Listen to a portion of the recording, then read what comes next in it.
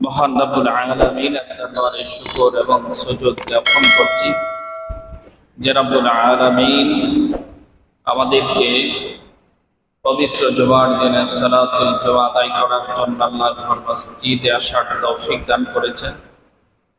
সকলে সে মহান রব্বুল আলামিনের দরবারে শুকরিয়া জ্ঞাপন করে কালিমাত শুকর আদায় করি, বলি আলহামদুলিল্লাহ। লাখ কোটি তার চেয়ে বেশি বেশি দরুদ এবং সালাম সমস্ত নবী রাসূলগণের মাথার মুকুট, শামসুল হিদায়া, শামসুদ দুহা, বদরুদ দুজা, সদরুল উলা, কাহফুল ওয়ালা, হাবিবে খুদা, হুজুরে আকরাম, নূরে মুজাসসাম, সাইয়্যিদুনা নবিয়ুনা শফিউনা হযরত মুহাম্মদ মুস্তাফা সাল্লাল্লাহু আলাইহি ওয়াসাল্লামের প্রতি। সম্মানিত হাজিরিন, আমি কোরআনুল কারীমে একখানা আয়াতে কারিমা তেলাওয়াত করেছি। এই আয়াতকে আবর্তন করে কিছু আলোচনা করার চেষ্টা করব। দুনিয়াতে আল্লাহ তাআলা মানব সৃষ্টি করেছে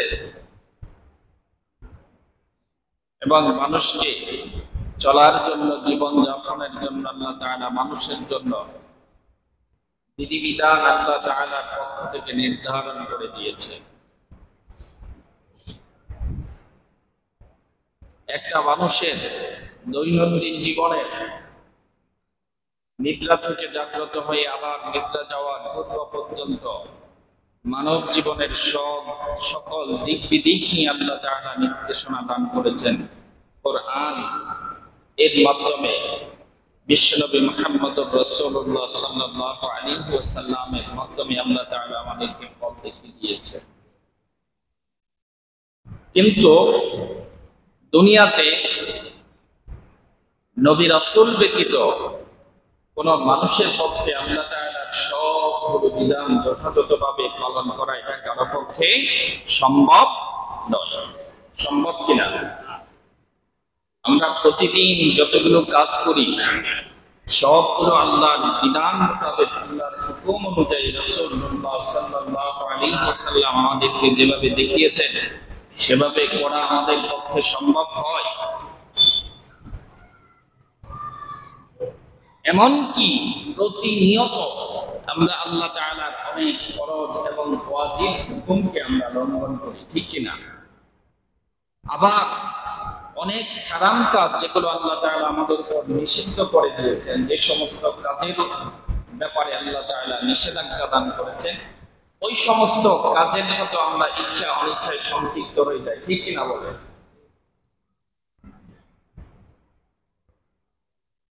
এই যে আল্লাহর বিধানকে লঙ্ঘন করা মাধ্যমে আমরা যে গুনাহ, যে অন্যায় অপরাধ করে থাকি, এগুলো প্রধানত দুই প্রকার। একটা হচ্ছে গুনাহে সাগীরা, আরেকটা হচ্ছে গুনাহে কাবীরা। একটা হচ্ছে গুনাহে সাগীরা, আরেকটা হচ্ছে গুনাহে কাবীরা, যেটাকে আমরা বলি সগীরা গুনাহ, কবিরা গুনাহ, ঠিক কিনা বলে? কোন ব্যক্তি যদি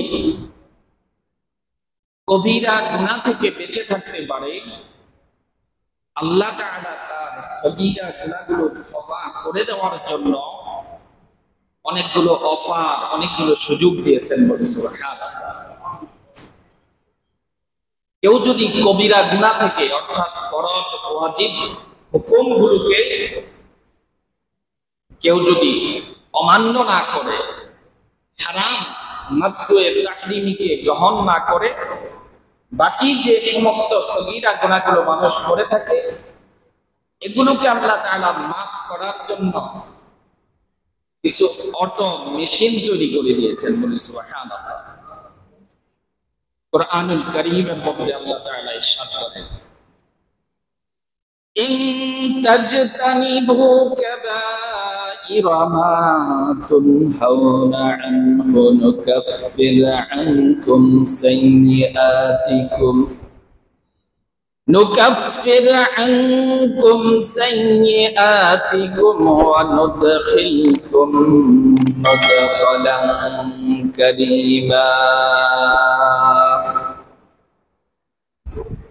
তোমাদেরকে যে সকল বিষয়ে নিষেধাজ্ঞা দান করা হয়েছে, যে সকল কাজ থেকে বিরত থাকার জন্য আল্লাহ তাআলা নির্দেশ দান করেছেন, তোমরা যদি ওই সমস্ত কাজ থেকে বিরত থাকতে পারো, নিজেকে বিরত রাখতে পারো, আল্লাহ তাআলা তোমাদের ছোটখাটো গুনাহগুলো, ছোটখাটো ত্রুটি বিচ্যুতিগুলো ক্ষমা করে দিবে।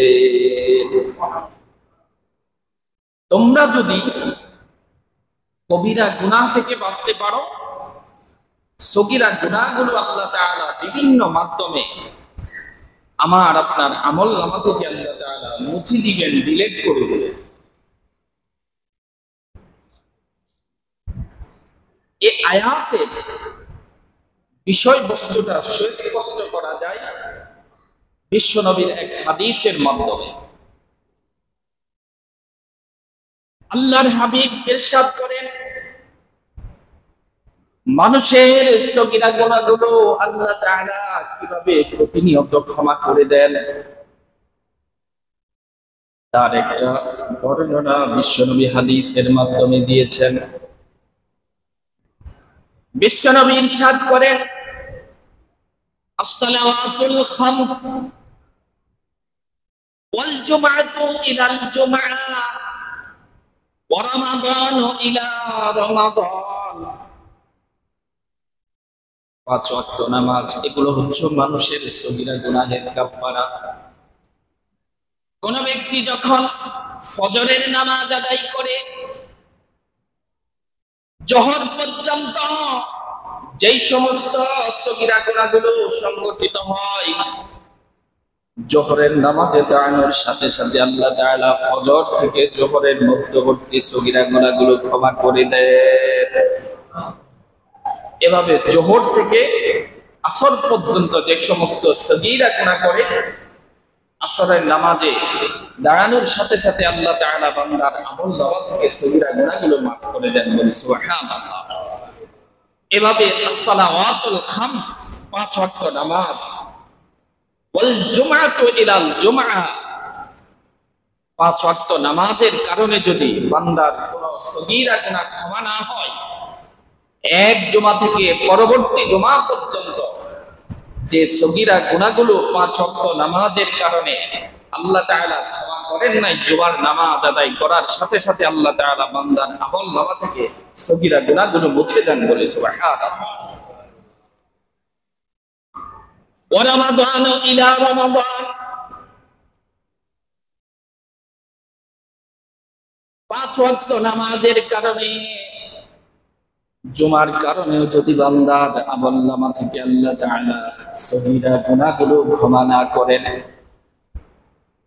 তাহলে এক রমজান থেকে অপর রমজান পর্যন্ত বান্দার আমল নামায় যে সমস্ত সগীরা গুনাহগুলো থেকে যায়, রমজান মাস আসার সাথে সাথে, রমজানের রোজা আদায় করার সাথে সাথে আল্লাহ তাআলা বান্দার আমল নামা থেকে সবগুলো সগীরা গুনাহ মুছে দেন। এভাবে আল্লাহ তাআলা বান্দার আমল নামা থেকে সগীরা গুনাহগুলো ক্ষমা করার জন্য কিছু অটো মেশিন ফিট করে দিয়েছে। বিভিন্ন বিধিবিধান, হুকুম, আহকাম পালন করার মাধ্যমে আল্লাহ তাআলা বান্দার আমল নামা থেকে সগীরা গুনাহগুলো মুছে দেন, ডিলিট করে দেন, সেগুলো শেষ করে দেন। কিন্তু শর্ত হলো কি, কবিরা গুনাহ থেকে বাঁচতে হবে। কিসের থেকে বাঁচতে হবে? কবিরা গুনাহ থেকে। এখন কবিরা গুনাহ কি? সহজ ভাষায় বলি, যেটা আল্লাহ তাআলা আমার আপনার উপর ফরজ করেছেন, ওয়াজিব করেছেন, সেটাকে ছেড়ে দেওয়া কবিরা গুনাহ। কথা বুঝেন? যেটা আল্লাহ তাআলা আমার আপনার উপর ফরজ করেছেন সেটাকে ছেড়ে দেওয়া কি? কবিরা গুনাহ। যেমন ফজরের 2 রাকাত ফরজ, জোহরের 4 রাকাত ফরজ, আসরের 4 রাকাত ফরজ, এভাবে 5 ওয়াক্ত নামাজের ফরজ নামাজগুলো, সালাতুল ভিতির, ভিতিরের নামাজ, রমজান মাসের রোজা এটা ফরজ, ফর্দা করা ফরজ, হালাল খাওয়া ফরজ। যে ব্যক্তি এই ফরজ ওয়াজিবগুলোকে ছেড়ে দেয় এটা কবিরা গুনাহ। এটা হচ্ছে পালনীয় দিক থেকে। আর বর্জনীয় দিক থেকে যেগুলো আল্লাহ তাআলা আমাদের উপর হারাম করে দিয়েছেন, পরনারীর প্রতি দৃষ্টি দেওয়া, হারাম সম্পদ অর্জন করা, এগুলো হারাম না? হারামকে গ্রহণ করা এটাও কবিরা গুনাহ। তাহলে ফরজ ওয়াজিবকে ছেড়ে দেওয়া এটা কবিরা গুনাহ, হারামকে গ্রহণ করা এটাও কবিরা গুনাহ। কথা বুঝে আসছে? আল্লাহ তাআলা বলছেন কি, কেউ যদি কবিরা গুনাহ থেকে বাঁচতে পারে আল্লাহ তাআলা সগীরা গুনাহগুলো তার আমল নামা থেকে ক্ষমা করে দিবেন। এখন যদি আমরা কবিরা গুনাহ করি, এই কথা বলার কেউ সাহস আছে যে আমার জীবনে আমি কোনো কবিরা গুনাহ করি নাই? বরং হাজার হাজার নয়, লক্ষ লক্ষ নয়, কোটি কোটি কবিরা গুনাহ আমরা আমাদের জীবনে সম্পূর্ণ করেছি, ঠিক কিনা বলে? স্বাভাবিক আমলের মাধ্যমে আল্লাহ তাআলা মানুষের কবিরা গুনাহ ক্ষমা করেন না। কবিরা গুনাহ ক্ষমা করার জন্য আল্লাহ তাআলা কিছু শর্ত নির্ধারণ করে দিয়েছে। সেটা আল্লাহ তাআলা কোরআনুল কারীমের মধ্যে ইরশাদ করেন, ইয়া আইয়ুহাল্লাযীনা আমানু তুবু ইলাল্লাহি তাওবাতান নাসুহা আসা রাব্বুকুম আন ইউকাফিরা আনকুম সাইয়্যাতিকুম ওয়া ইউদখিলাকুম জান্নাত ويدخلكم جنات تجري من تحتها الأنهار। আল্লাহ তাআলা ঈমানদারদেরকে লক্ষ্য করে বলেন, হে ঈমানদারগণ, তোমরা যখন কোন কবিরা গুনাহ করো, কবিরা গুনাহের সাথে লিপ্ত হয়ে যাও, তুবু ইলাল্লাহি তাওবাতান নাসুহা, তখন তোমরা আল্লাহর কাছে আন্তরিকভাবে তওবা করো, খালেসভাবে তওবা করো। তাহলে আশা করা যায় আল্লাহ তাআলা তোমাদের কবিরা গুনাহগুলো ক্ষমা করে দিবেন এবং তোমাদেরকে এমন জান্নাতের মধ্যে প্রবেশ করাবেন যার তলদেশ দিয়ে নহর সমূহ প্রবাহিত। তাহলে কবিরা গুনাহের জন্য শর্ত হচ্ছে কি? তাওবাতুন নাসুহা। তাওবাতুন,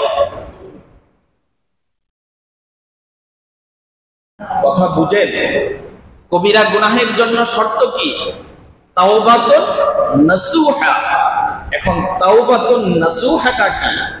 যেহেতু আমাদের মাঝে এমন কোন ব্যক্তি নাই আমরা কবিরা গুনাহের সাথে লিপ্ত হই নাই, আর কবিরা গুনাহ এমন একটা গুনাহ যেটাকে আল্লাহ তাআলা মানুষের স্বাভাবিক আমলের কারণে ক্ষমা করেন না, যতক্ষণ পর্যন্ত ওই গুনাহের জন্য আল্লাহর কাছে কোন ব্যক্তি তাওবাতুন নাসুহা আন্তরিকভাবে তওবা না করে ততক্ষণ পর্যন্ত সেটা আল্লাহ তাআলা ক্ষমা করেন না।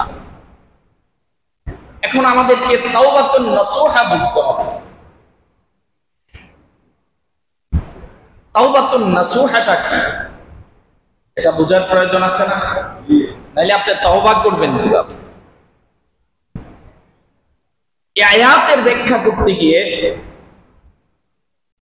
অনেক চমৎকার চমৎকার মুফাসসিরিন কেরাম বক্তব্য দিয়েছেন।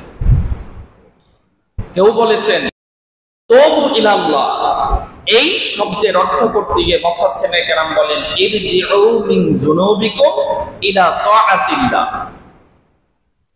তোমরা তোমাদের পাপ থেকে, অন্যায় থেকে আল্লাহর আনুগত্যের দিকে ফিরে আসো। ওয়া ইলা মা ইয়ারদিহি আনকুম, এবং আমার আপনার যে সকল কাজের প্রতি আল্লাহ তাআলার সন্তুষ্ট রাজি খুশি সেই কাজের দিকে ফিরে আসা। তাওবাতান নাসুহা আই রুজুআন লা তাউদুনা ইলাইহা আবাদা। তাওবাতান নাসুহা হচ্ছে গুনাহ থেকে এমন ভাবে ফিরে আসা, সেই গুনাহের দিকে আপনার বাকি জীবনে আর কখনো ফিরে না যাওয়া, এটার নাম হচ্ছে তাওবাতুন নাসুহা। রুজুআন লা তাউদুনা ইলাইহা আবাদা, গুনাহ থেকে এমন ভাবে প্রত্যাবর্তন করা, ফিরে আসা, কখনো বাকি জীবনে সেই গুনাহের দিকে ধাবিত না হওয়া। আবার কেউ কেউ বলেছেন লা আউদাতা বাদাহা কামা লা ইয়াউদুল লাবানু ইলা দর'i, গাভীর স্তন থেকে দুধ দহন করার পর দুনিয়ার এমন কোন প্রযুক্তি আছে সেই দুধটা আবার গাভীর স্তনের মধ্যে প্রবেশ করানো যায়? পৃথিবীতে এমন কোন শক্তি আছে গাভীর স্তন থেকে দুধ দহন করার পর সে দুধটাকে আবার গাভীর স্তনের মধ্যে প্রবেশ করানোর মতো?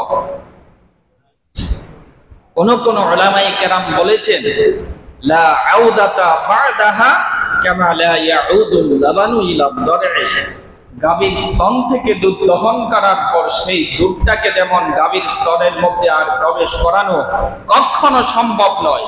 তাওবাতুন নাসুহা হচ্ছে গুনাহ থেকে এমন ভাবে ফিরে আসতে হবে, কখনো ওই গুনার দিকে আর ফিরে যাওয়া ওই ব্যক্তির পক্ষে সম্ভব হবে না। কথা বুঝে আসছে? বুঝেন তাওবাতুন নাসুহা। আমরা তো এখন তাওবাটাকে অনেক সহজ করি, শবে বরাতের রাতে কিংবা শবে কদরের রাতে মসজিদে বসে আস্তাগফিরুল্লাহ আস্তাগফিরুল্লাহ আস্তাগফিরুল্লাহ। সারা বছর ব্যাপী লুটপাট, সন্ত্রাসী, রাহাজানি, মাস্তানি, সুদ, ঘুষ, বেপরদা সব কিছু করি, আর শবে বরাতের লাইলাতুল বারাতের রাত যখন আসে তখন মসজিদে এক রাত কান্নাকাটি করে একদম আমার সব গুনাহ পরিষ্কার করে ধুয়ে মুছে ফেলি, এমন একটা ভাবসাব আমরা গ্রহণ করি। ঠিক কিনা বলেন? এটা তওবা না। আপনি নামাজ ছেড়ে দেন, আপনি নামাজকে এমন ভাবে ধরতে হবে বাকি জীবনে আর কখনো নামাজ আপনি ছেড়ে দিবেন না, এটার নাম হচ্ছে তওবা। আপনি হারাম খান, হারাম থেকে এমন ভাবে ফিরে আসা, প্রয়োজনে আপনার মৃত্যু হয়ে যাবে তারপরও ওই হারামের দিকে আর অগ্রসর না হওয়া, এটার নামই হচ্ছে কি? তাওবা। ইমাম কুরতুবী রাহমাতুল্লাহ আলাইহি এই আয়াতের ব্যাখ্যা করতে গিয়ে তিনি ফুকাহায়ে কেরামের তাওবার জন্য কিছু শর্ত উল্লেখ করেছেন যে আত-তাওবাতু হিয়াল্লাতী লা তাআল্লাকু বিহাক্কিন আদামিয়্যিন লাহা সালাসাতা শুরুত। গুনাহটা যদি এমন হয় যে এটা কোনো মানুষের সাথে সংশ্লিষ্ট গুনাহ নয়, সেই গুনাহ থেকে তাওবা করার জন্য তিনটা শর্ত। কয়টা শর্ত? কথা বুঝবেন। মিষ্টি ওয়াজ করলে কিন্তু কিচ্ছা কাহিনী ভালো লাগে, কিন্তু বুঝার বিষয় এগুলো একটু গভীর মনোযোগ দিয়ে শুনতে হবে। মানুষের সাথে সংশ্লিষ্ট নয় এমন গুনাহ থেকে বাঁচার জন্য কয়টা শর্ত? তিনটা শর্ত।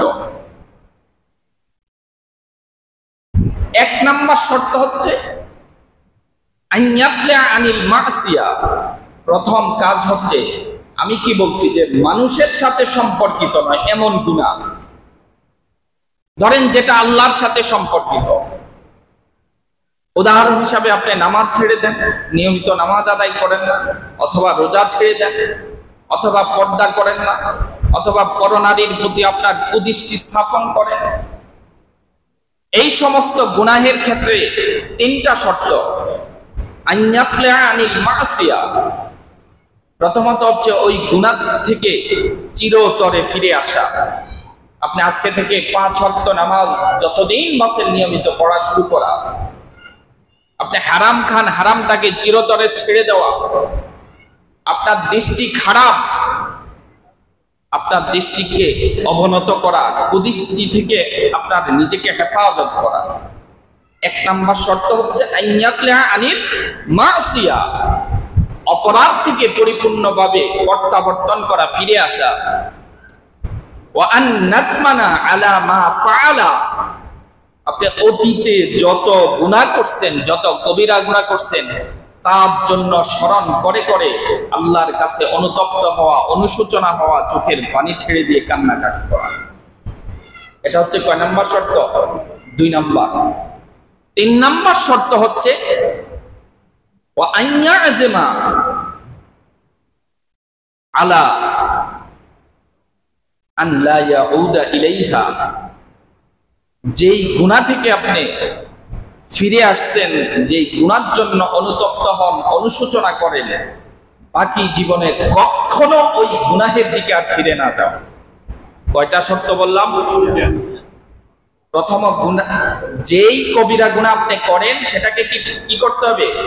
ছেড়ে দিতে হবে। কি করতে হবে?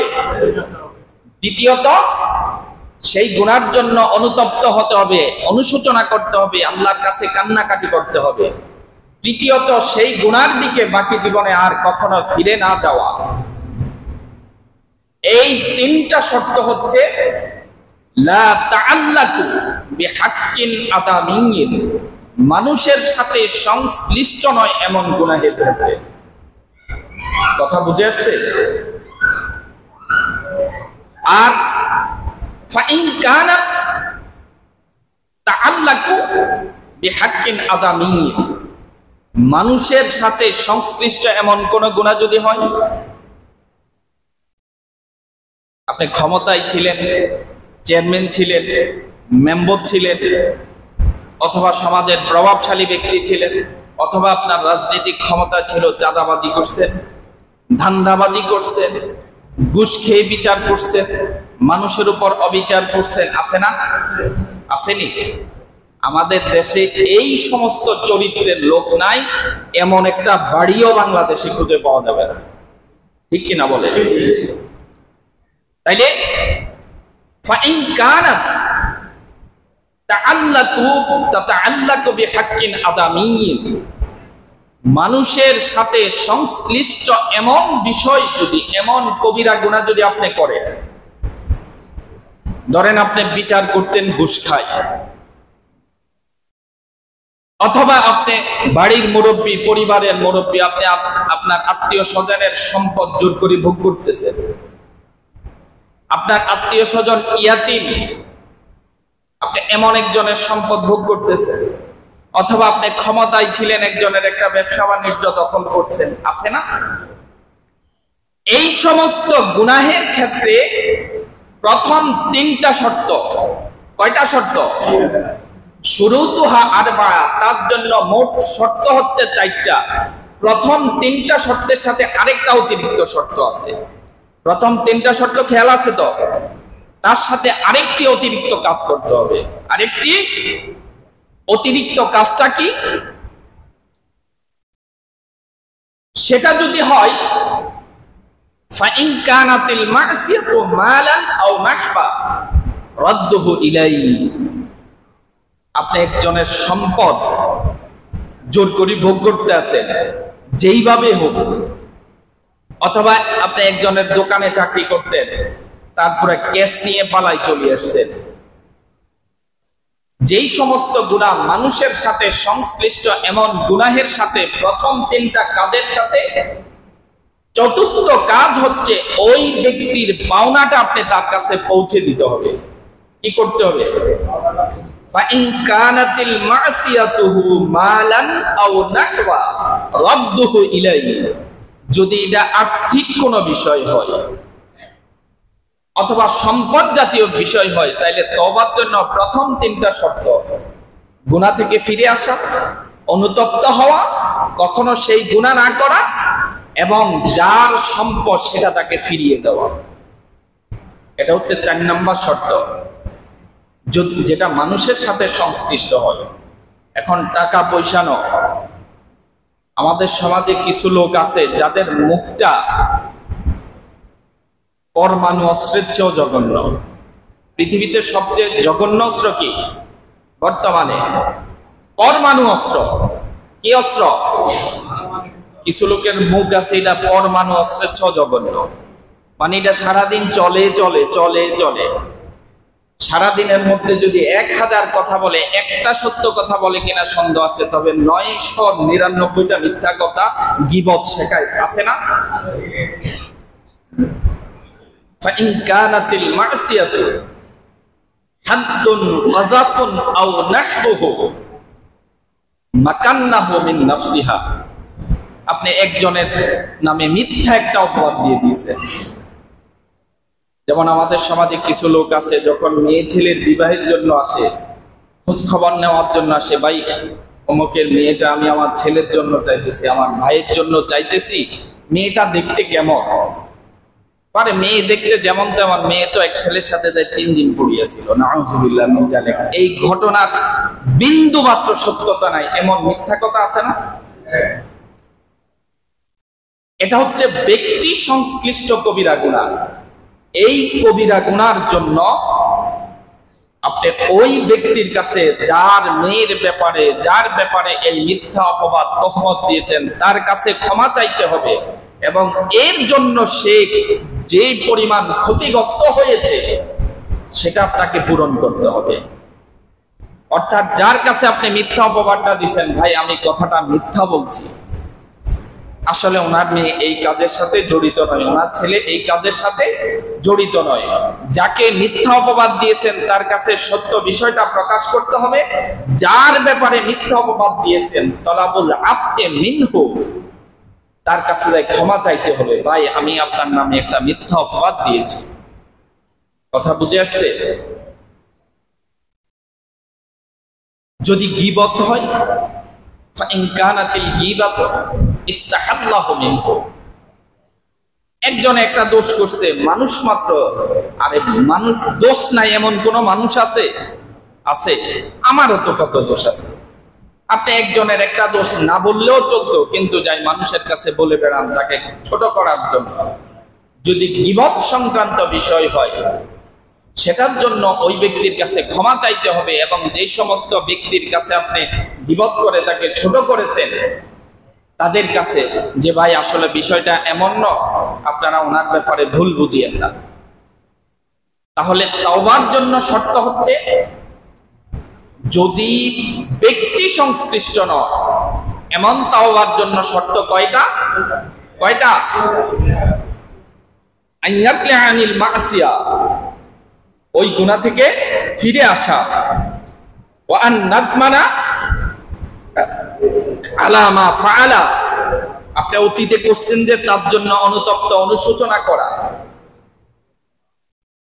ওয়া আন ইয়াযমা আলা আন লা ইয়াউদা ইলাইহা, এবং সেই গুনাহের দিকে কখনো আর ফিরে না যাওয়া। আর যদি সেটা মানুষের সাথে সংশ্লিষ্ট কোনো গুনাহ হয়, তাহলে সেই গুনাহের জন্য ওই ব্যক্তির ক্ষতিপূরণ দেওয়া। টাকা হইলে, সম্পদ হইলে সেটা ফিরিয়ে দিতে হবে।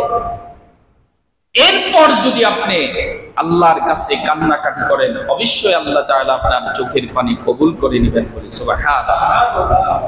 কিন্তু আপনি কবিরা গুনাহ করলেন, সারা জীবন লুটপাট, রাহাজানি, সন্ত্রাসী, ক্ষমতার বলে মানুষের উপর অন্যায় অবিচার করলেন, আপনার নামাজ, রোজা, হজ, যাকাত, দান, সদকা কোনো কিছু আপনার কবিরা গুনাহ থেকে আপনাকে মুক্তি দিতে পারবে না।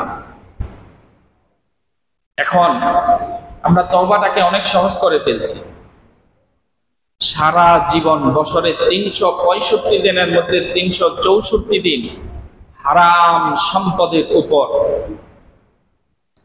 বসবাস করে, হারাম ছাড়া কিচ্ছু বুঝে না, আর বছরে রমজান মাস আসলে মসজিদ মাদ্রাসার মধ্যে একটু দান সদকা করে, মনে করে যে আমার টাকাটা হালাল হয়ে গেছে। মুসলমান স্মরণ রাখতে হবে, বাংলাদেশের সংবিধানে কালো টাকাকে সাদা করা যায়, যুক্তরাষ্ট্রের সংবিধানে কালো টাকাকে সাদা করা যায়। আল্লাহর সংবিধানে কালো টাকা সাদা করার কোনো সুযোগ নাই, কোনো সুযোগ নাই। ঠিক কিনা বলে? এই দুনিয়ার রাষ্ট্রপ্রধানদের কাছে আপনি কালো টাকা সাদা করতে পারেন, কিন্তু আল্লাহর কাছে কালো কালো সাদা সাদাই থাকবে। কিয়ামতের ময়দানে প্রত্যেকটা অবৈধ সম্পদের জন্য আপনাকে জবাবদিহি করতেই হবে, করতেই হবে, করতেই হবে।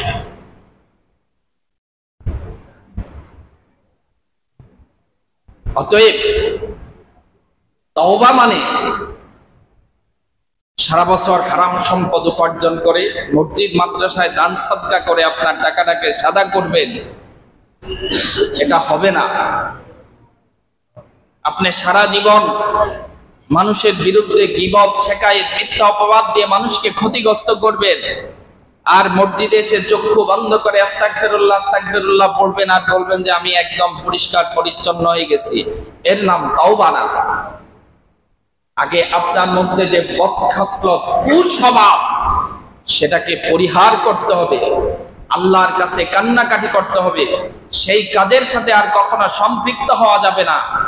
মানুষের সংশ্লিষ্ট যদি কোনো অধিকার থাকে তাহলে সেটাকে মানুষের হাতে বুঝিয়ে দিয়ে তারপর যদি আল্লাহর কাছে তওবা করেন, সেই গুনাহ, সেই তওবা আল্লাহ তাআলা কবুল করে নেবেন। এর নামে হচ্ছে তাওবাতুন নাসুহা।